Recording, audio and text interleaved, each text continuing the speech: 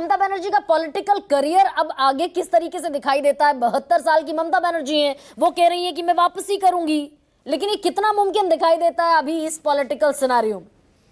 देखिए, ममता बनर्जी जीवट की महिला है, इसमें कोई दो राय नहीं है। उनके अंदर जबरदस्त इच्छा शक्ति है, संघर्ष की का मादा है, और वो इंदिरा गांधी की अनुयायी हैं। और इसमें कोई दो राय नहीं है। अगर मान लो विधानसभा भी हार जाती हैं, अभी लोकसभा चुनाव दूर हैं, राज्यसभा में कहीं से आ नहीं सकती, क्योंकि अगर किसी से इस्तीफा दिलाएंगी तो बाई इलेक्शन होगा तो बीजेपी जीत जाएगी। तो इसलिए किसी हाउस में आना तो अभी संभव नहीं है उनके लिए। ऐसे में उनके सामने एक ही रास्ता है कि बंगाल के 6 महीने तो इस सरकार को कूलिंग पीरियड दें, और उसके बाद बंगाल की यात्रा करें, निकले लोगों के बीच जाएं, जनता के बीच जो वादे बीजेपी ने किए उन पर बातचीत करें, और उनको जो है उस आधार पर फिर बीजेपी के सरकार को लेकर के वो मुद्दे खड़े करें जो खड़े कर सकती है। ऐसा नहीं है 71 साल की उम्र भले उनकी हो, लेकिन हमने तो चौधरी देवीलाल को भी देखा है जो 70 के दशक में उन्होंने पूरा न्याय युद्ध लड़ा था, विजय जी को याद होगा। हम लोग तो नेता जो है, जब अगर उनके अंदर इच्छा शक्ति हो, फाइटिंग स्पिरिट हो, तो लड़ते हैं, और उम्र उतना मैटर नहीं करती। तो ममता जी के अंदर वो सब तो है, लेकिन निर्भर ये करता है कि अब ममता जी का मुकाबला वो इंदिरा गांधी की तरह जनता पार्टी सरकार से नहीं है। इंदिरा गांधी जनता पार्टी सरकार से आपका मुकाबला किससे है? जिनसे आपका मुकाबला है वो साम दाम दंड भेद हर तरह की नीति रणनीति में सिद्धस्त लोग हैं भारतीय जनता पार्टी। और शायद अभी तय तो नहीं हुआ है उनका उधर जो सरकार बने, अगर सुवेंद्र अधिकारी मुख्यमंत्री बनते हैं तो सुवेंद्र अधिकारी तो उन्हीं के स्कूल से निकले हुए हैं, विद्यार्थी हैं। तो वो सारा कहते हैं ना, तू डाल डाल में पात पात, तो ममता को भी जानते हैं और बीजेपी की ताकत भी उनके साथ जुड़ी रहेगी। तो लड़ाई आसान नहीं होगी, लेकिन फिर भी मैं कहूँगा कि ममता को अभी एकदम से राइट ऑफ कर देना, मैं राइट ऑफ राजनीति में किसी को करता नहीं राइट ऑफ नहीं, लेकिन ममता बनर्जी जो कह रही हैं कि भवानीपुर में दोबारा पोल होना चाहिए और 100 से ज्यादा सीटें लूटी गई हैं, ममता कह रही हैं कि नैतिक नहीं अनैतिक जीत है। तो भवानीपुर को लेकर जो ममता बनर्जी कह रही हैं, भाई चुनाव आयोग के पास भी अगर आपको बाकायदा ये शिकायत लेकर जानी है तो कोई सॉलिड ग्राउंड इसके पीछे रखना पड़ेगा। नहीं, वो तो करेंगे, जाहिर है उनके लॉयर्स की टीम होगी, करेंगे जब चुनाव। अभी तो काउंटिंग पहले पूरी हो, उसके बाद नतीजा घोषित हो, और तब लीगल ग्राउंड, वो लीगल ग्राउंड अपनी जगह चलेगा। वो तो चुनाव आयोग में जाएंगे, चुनाव आयोग से फैसला पक्ष में नहीं होगा तो सुप्रीम कोर्ट जाएंगी, वो तो सब चलेगा। लेकिन ममता बनर्जी इतनी जीवट की हो सकता है कि वो अमर अनशन पे ही बैठ जाए।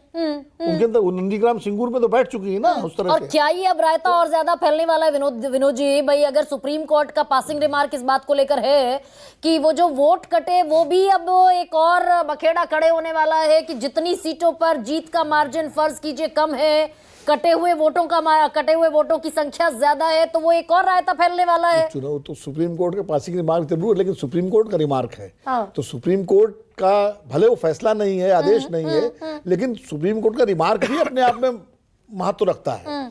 तो अगर वो डिमांड होती है और मान लीजिए 27 लाख लोगों में से ट्रिब्यूनल में और उसमें वेरिफिकेशन में कई लोग योग्य पाए जाते हैं, तो फिर सुप्रीम कोर्ट को तो कॉल लेना पड़ेगा ना, उसमें मतलब सुप्रीम कोर्ट को अपने पासिंग रिमार्क पर भी स्टैंड बाय तो करना पड़ेगा। ये तो हमारी संवैधानिक संस्थाओं के उसका भी इकबाल का भी सवाल है ना। फिर कौन यकीन करेगा हमारी संवैधानिक संस्थाओं पर? तो चर्चा होनी चाहिए इस बात पर विनोद जी, क्यों नहीं होनी चाहिए? चर्चा होनी चाहिए, क्यों नहीं होनी चाहिए? बिल्कुल होनी चाहिए। ये भी तो लोकतंत्र का एक हिस्सा है। देखिए, सरकार बन गई बीजेपी की, जनादेश उनको मिल गया, सम्मान है उसका, सरकार बननी भी चाहिए, लेकिन जो सुप्रीम कोर्ट ने कहा है उस पर भी चर्चा होनी चाहिए, उस पर भी विचार होना चाहिए। और अगर लगता है सुप्रीम कोर्ट को कि कॉल लेके कोई एक्शन लेना है तो एक्शन ले। मतलब डेमोक्रेसी में जो इंस्टीट्यूशंस हैं उनको अपना काम तो करना चाहिए ना। अब ऐसे में विजय जी, ये ममता बनर्जी अब कुल मिलाकर अगर इसे अनैतिक जीत हालांकि अभी थोड़ी देर पहले अभिषेक बनर्जी ये कह रहे थे कि सिविलाइज्ड सोसाइटी में पीपल्स मैंडेट को स्वीकार कर लेना चाहिए, लेकिन अब ममता बनर्जी बिल्कुल मुख्तलिफ बात कह रही हैं। और साथ साथ अभिषेक बनर्जी एक और बात अभी थोड़ी देर पहले कहते दिखाई दिए कि बहुत सारे ईवीएम ऐसे हैं जहां 17C जो बाकायदा रिटर्निंग ऑफिसर पोलिंग एजेंट को भरकर देता है, और ये कहता है कि ईवीएम में इतने मत कैद हुए। अभिषेक बनर्जी कह रहे हैं कि बहुत सारे 17C और ईवीएम का डेटा, वोटिंग का डेटा मैच ही नहीं हो रहा है। ये अभिषेक बनर्जी कहते हुए दिखाई दे रहे हैं। देखिए, दो अलग अलग चीज़ें हैं। ये सब चलता है, कोई पार्टी हारती है, कोई पार्टी जीतती है।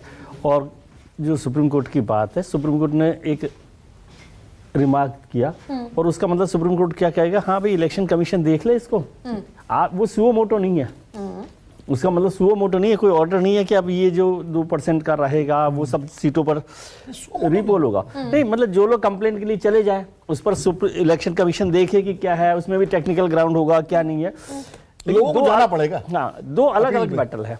Legal मतलब battle आप अलग है। ये कह रहे हैं कि देश की सर्वोच्च अदालत इस पर सुमोटो एक्शन नहीं लेने वाली। भाई परिणाम तो कल पब्लिक डोमेन में होंगे ना, कि कितनी सीटें, कल नहीं तो कई दफा अगर डिले भी होता है तो थोड़ा और वक्त मान लीजिए कि वो मोटो किस कैसे लेगी, क्योंकि उन्होंने एक रिमार्क किया कि भाई ऐसा हो तो आप चले जाइए, और आपके पास एक रास्ता उन्होंने खोल कर रख दिया कि आप उस लीगल बैटल में चले जाएं, आप इलेक्शन कमीशन के पास जाएं।